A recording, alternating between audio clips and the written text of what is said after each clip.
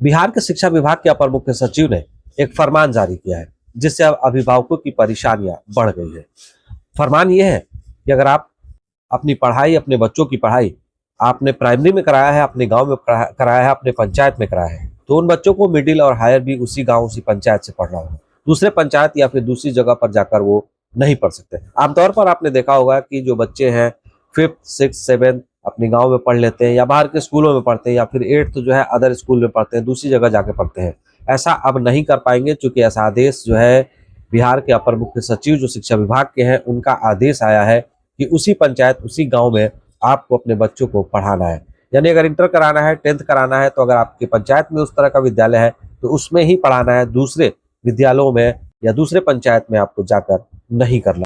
तो इस आदेश के बाद जो अभिभावक है वो क्या कह रहे हैं, उनकी प्रतिक्रिया जो है क्या आ रही है, वो आप सुन लीजिए।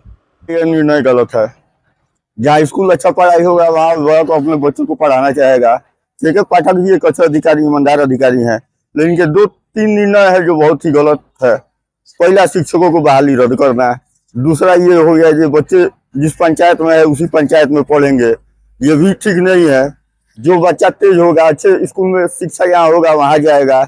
उसके बाद से ये जो शिक्षा विभाग में जो टेंडर निकला हुआ है, जो कल वाला है या बाउंड्री है या बेंच है, इसको मनमाने बिना विज्ञापन दिए मनमाने तरीके से बांटा गया अधिकारियों द्वारा।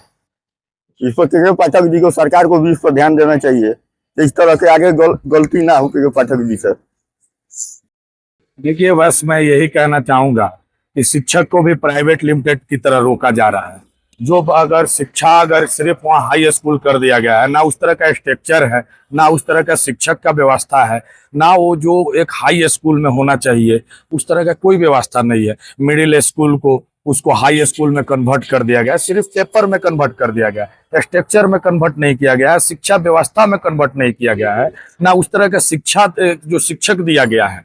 तो कहीं ना कहीं इस चीज को शिक्षक जो के पाठक जी का जो बयान आया है, इसको एक बाउंडेशन, एक लिमिटेड किया जा रहा है कि हाँ उनका बच्चा पढ़ेगा कि नहीं पढ़ेगा ये वो तय कर रहे हैं, और ये तय नहीं होना चाहिए। शिक्षा एक ऐसा चीज है, एक ऐसा दीपक है जिससे पूरा दुनिया रोशन किया जा सकता है। हम लोग को एक चीज, एक मांग है कि हम अभिभावक होने के नाते मैं एक मांग करता हूं कि शिक्षा पे ऐसा कोई बाउंडेशन नहीं होना चाहिए।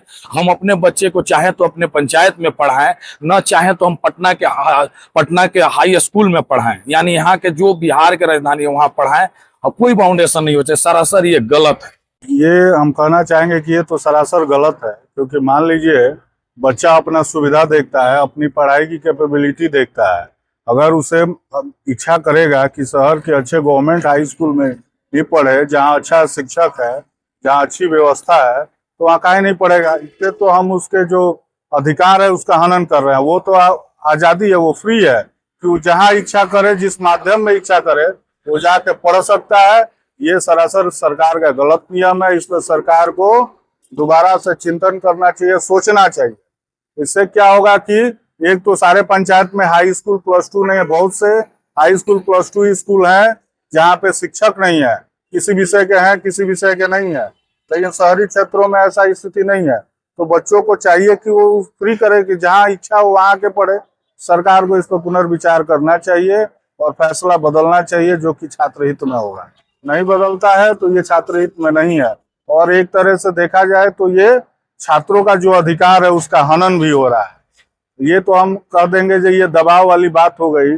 जैसे राजतंत्र का जो तरीका था, जो मैं कहूँ वही ठीक है, तो ये लोकतंत्र कहाँ हुआ। लोकतंत्र में आज़ादी मिलनी चाहिए सबको। जब हमें आज़ादी है, बड़े लोगों को आज़ादी है, तो बच्चा क्यों नहीं आज़ाद है? तो वो भी आज़ाद है, वो भी उसको जहाँ इच्छा करे उस विद्यालय में पढ़े।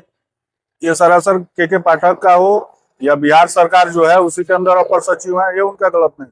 तो देखिए, जाहिर है कि आपने सभी अभिभावकों को सुना कि किस तरह से जो के पाठक का जो आदेश आया है, उस आदेश के बाद अभिभावक अब ये सोचने पर मजबूर हो गए हैं कि हमें अगर अपने बच्चों की पढ़ाई अच्छी करानी हो तो फिर हम बाहर नहीं जा सकते, बाहर नहीं पढ़ा सकते।